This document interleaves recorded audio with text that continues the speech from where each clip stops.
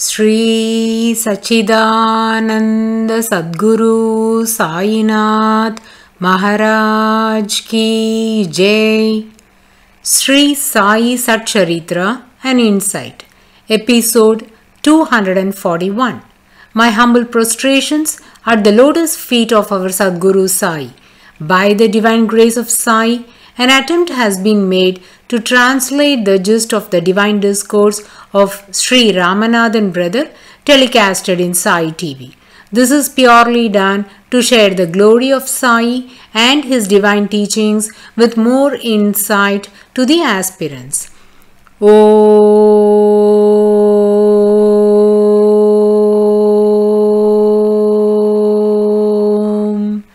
Gurur Brahma Gurur Vishnuhu Gurur Devo Maheshwaraha Gurur Sakshat Parabrahmam Tasmai Shri Gurave Namaha. Devotees, we have been listening to the Leelas related to Kaka Mahajani, and in this connection, let us now dwell deep into the Leela of Dharamsi Jetabai Thakkar. Running a solicitor's firm, was the boss of Kaka Mahajani. Kaka Mahajani was employed as an administrative clerk in this office. The boss was short-tempered and egoistic. Once, he felt a keen desire to meet Sai, not out of devotion, but to test his spiritual supremacy. Both the employer and Kaka Mahajani were closely associated. Kaka Mahajani's role in the office was very significant. He managed the firm in a very competent manner. Whenever Kaka went to Shirdi, he would not return on the scheduled date and always overstayed, as his stay at Shirdi depends upon the permission granted by Sri Sai to him to leave. Kaka Mahajani's holidays would be exhausted just by his Shirdi visits. So the employer used to get irritated. He thought, what is this way of these saints? The saints are after all like human beings. Then why lower heads before them? Having blind faith is not good. Holy festival is celebrated with great pomp and splendor in the states of Maharashtra.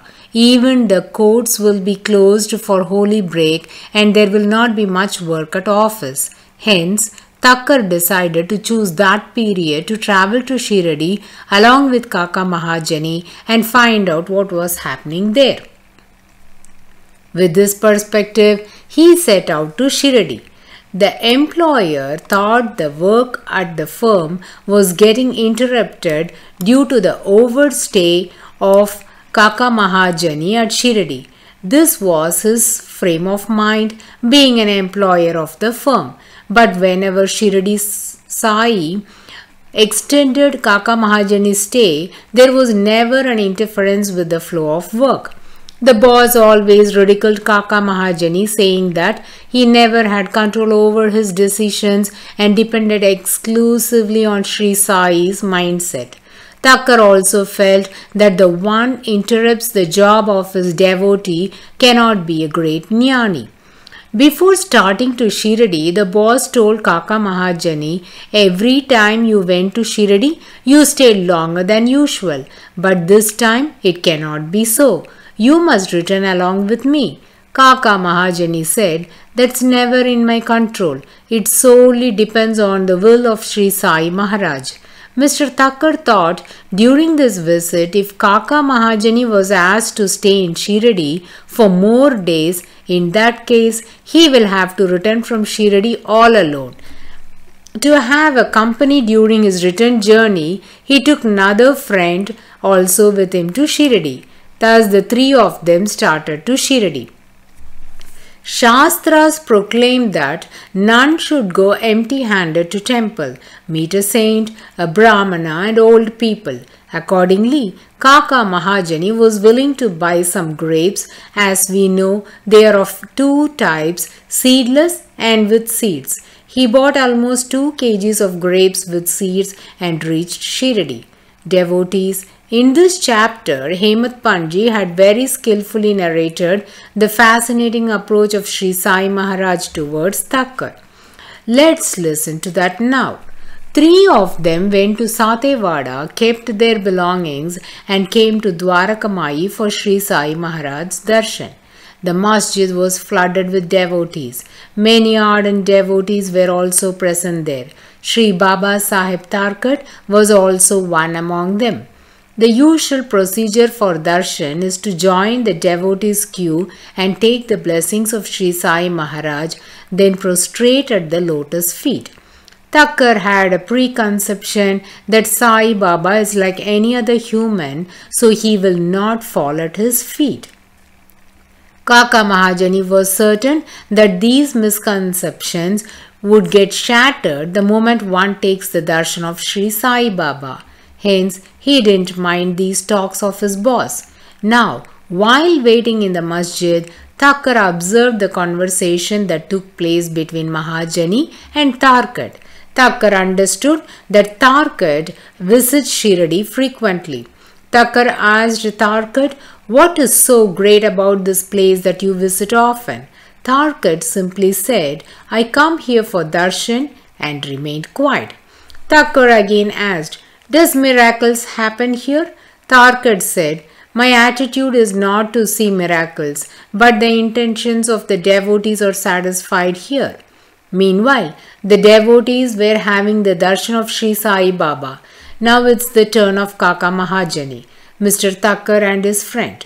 These 3 also came and submitted their respects at the holy feet of Sri Sai Maharaj. Kaka Mahajani offered the grapes that he brought. Immediately, Sri Sai Baba instructed to distribute that to all the devotees present there. Thakkar also got few. Sri Sai Maharaj told him to eat them. Being the prasad of Sri Sai Baba, Thakkar couldn't refuse, so he put those grapes into his mouth. In this context, the word refuse is used to exhibit the mindset of Thakkar. Firstly, he doesn't like grapes with seeds. Secondly, his doctor has advised him to not eat grapes without washing. These were the reasons for his hesitation. Still, he ate the grapes. The next issue was to dispose of the seeds. He didn't want to spit it on the ground, that being the holy abode of the saint. So, against his wish, he spit it on his hands and pocketed the seeds.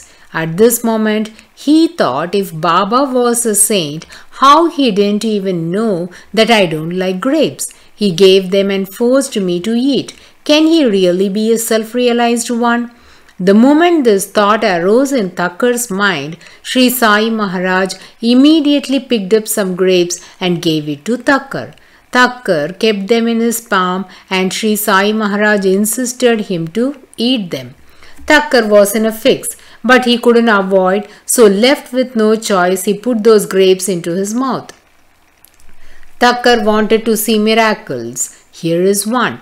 The moment he put them in his mouth, he realized that they were seedless grapes. He was astounded because these fruits were also from the same bunch of grapes that Mahajani bought. When they were distributed for the first time, they were with seeds. Surprisingly, now the same bunch of grapes are seedless. He couldn't hold himself anymore, so asked Thakkar, who was next to him and ate grapes along with him, what kind of grapes he got.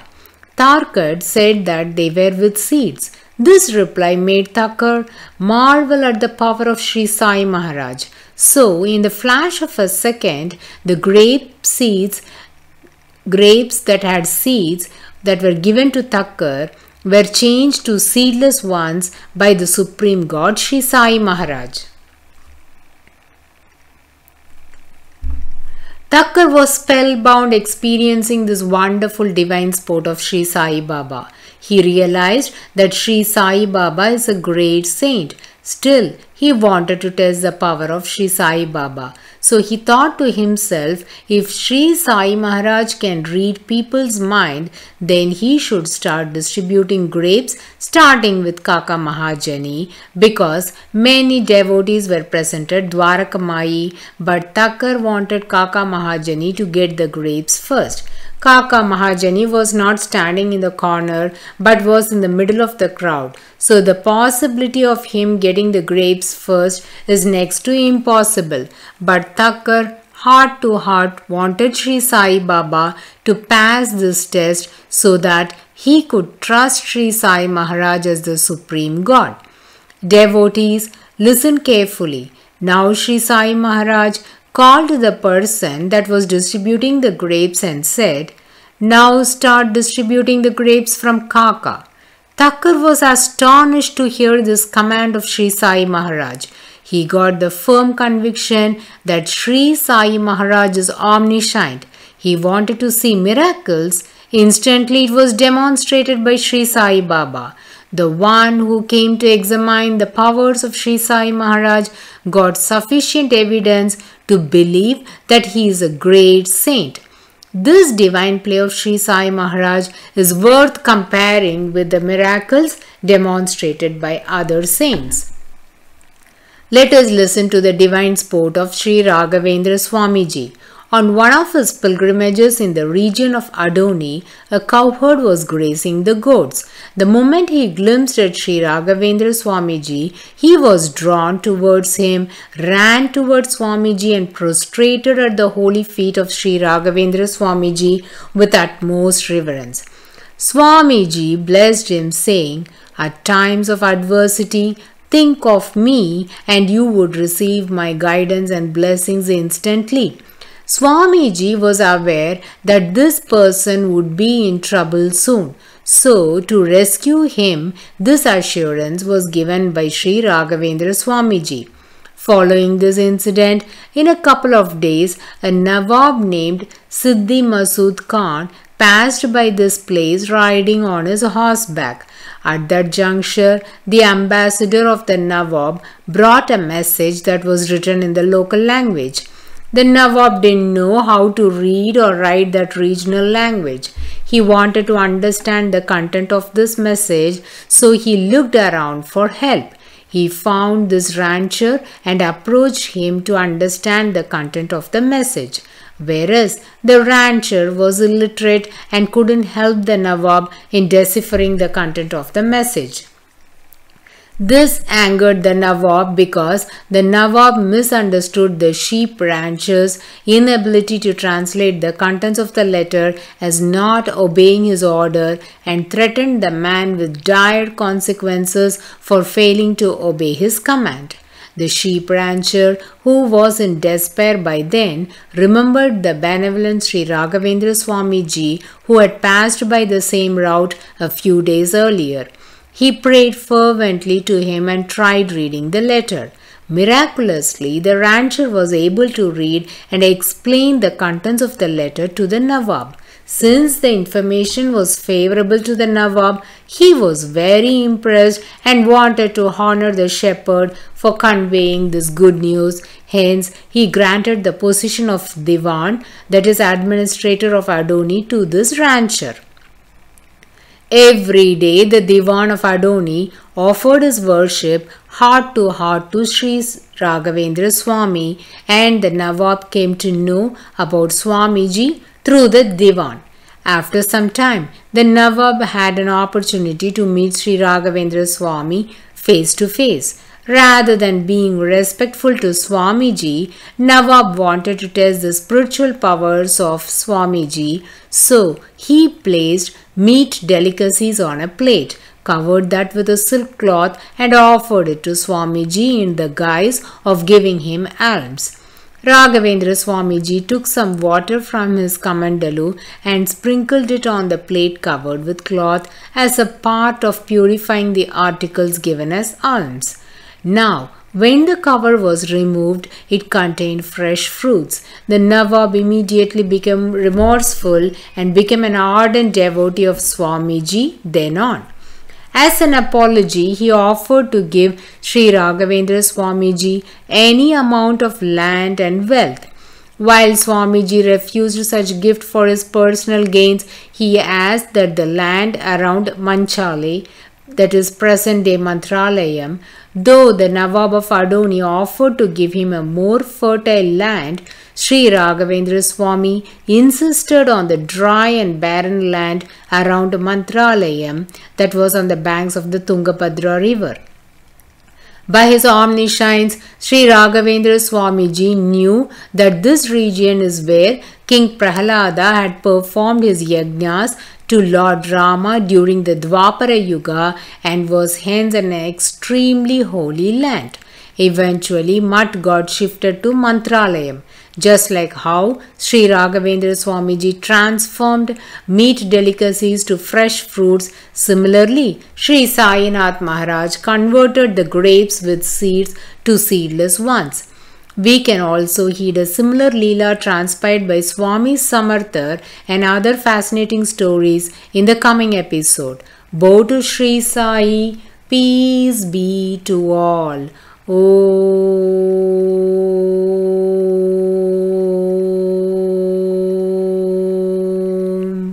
Sai Ram.